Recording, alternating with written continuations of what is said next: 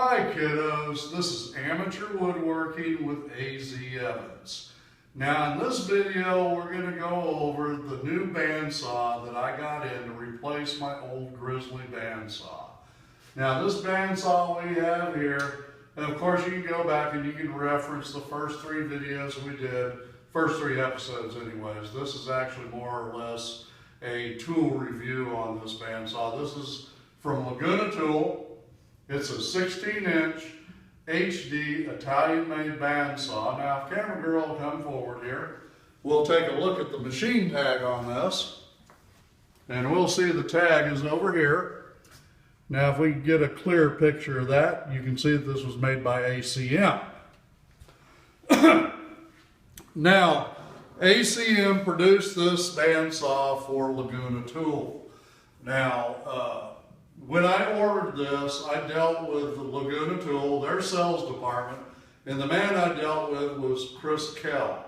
Now, Chris, I have dealt with him before on ordering other tools from Laguna, and we had actually decided on this particular saw because of its resaw capability and what I was needing in my shop. And that's the main reason that I did replace my Grizzly saw.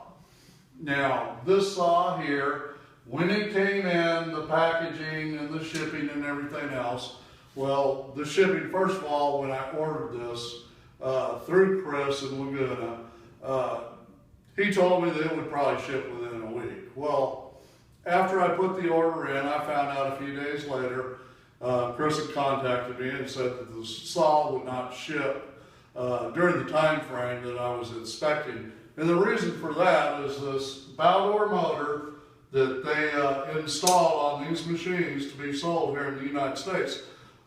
They did not have their order in on those motors, so I had to wait about a week to get that motor. And then after that, they did ship the saw, and the shipper contacted me and asked about my particulars, where I was at, and what I would require to get the saw in my garage. Now, this saw showed up, and the shipper was ADF Freight, and the man that delivered this, well, I actually know him, his name was Greg. So he yelled around a little bit, and of course this came in a box truck, and it had a lift gate, and he also had a machine dolly, so getting this saw into my garage was not a big deal. Well, you know, to go on a little bit further about what happened there, after we got it in, Greg was gone and everything, I was looking at the packaging, and this thing was well packaged. Now, it was sitting on a wood pallet, and this thing had a very large footprint, the pallet, compared to the footprint of the saw. Now, this saw was actually bolted down with 3-inch lag screws through 4 bolts on the base of it, holding it to the pallet. And then it was banded with 2 bands around the outside. And inside those bands, it was heavy-duty cardboard. And then inside that, it was well wrapped. Now, this motor was not installed. It was actually sitting across there on the saddle. And they had it set on some styrofoam that was molded to the motor. And then there was a metal band holding this motor on. Now, as far as the plastic that was on this, they had this thing wrapped from head to toe on the saw, and they did not skim on the plastic wrap. So it took me a little while to take and get this unpackaged, and then we moved on to installing the motor. According to their manual, they suggest in the manual that you build up some wood blocks from the floor up to actually support this motor for the installation on the saw. Now, there's only 2 bolts that hold this motor on this particular saw. Now, I didn't go with what the manual said. I actually held this motor, and then I had camera girl help me out and finger tight put in the 2 bolts that mount this motor to the saw. Now, if camera girl will come forward here, I'll show you the bolts that were used on this. And if she'll get down here and we'll blow this up, what we have here is we have our stationary bolt, and then over here we have the adjustment bolt, and you can see the adjustment slot. And then up here is the adjustment nut on the adjustment bracket.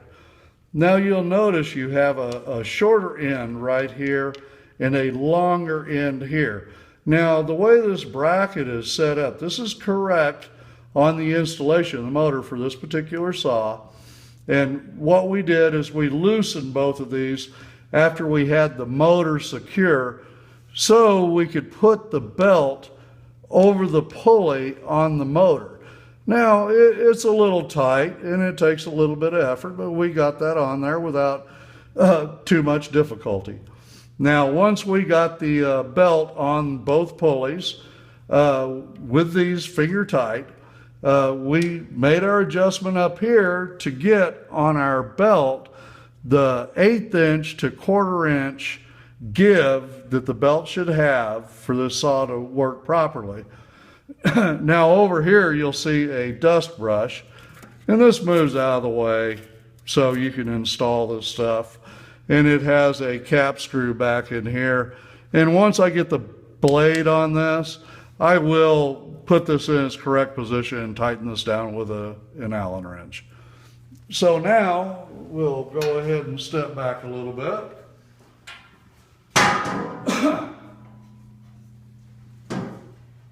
Now this particular saw, you could get a mobility kit on this, but for my purposes in this small shop, we decided to bolt this right down on the concrete. And you'll see on this side, you'll see 2 bolts connecting it to the floor, and then on the other side you'll see a 3rd bolt. Now some of you are going to ask, why doesn't he have the 4th bolt there? Well, if you look at how the door opens, if I would have left that setting up like that, I wouldn't be able to open the door. And of course I did put the 4th bolt in there, and I had to cut it off after I set the saw in here, you know, just so I could access the pulleys and everything inside the saw. When I go and I set this up and I get the table and everything on it, I will have to go in here and shim this machine up to get everything level. But now once we had the motor on here, then we had to consider the electrical on this particular saw. And it does not come with the cordage here. We had to put this on here, the cord, and we had to wire in the electric. So what I did is I ran some 3/4 inch conduit with a wire from our panel over here. Now this is my main electrical panel here, and you can see down here where we came out with a 3/4 inch conduit. Now it's not wired into this panel. We had to go through this panel from this panel on the other side. And in here, this is where our 30 amp breaker resides to power the saw.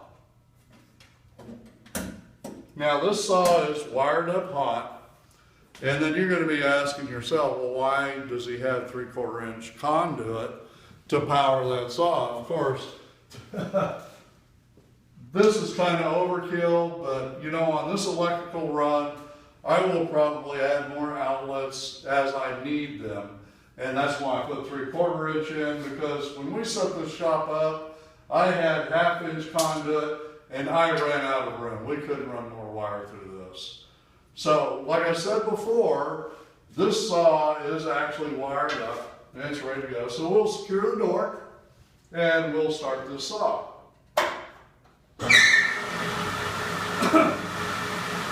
As you see, this saw, it's very quiet and very little vibration.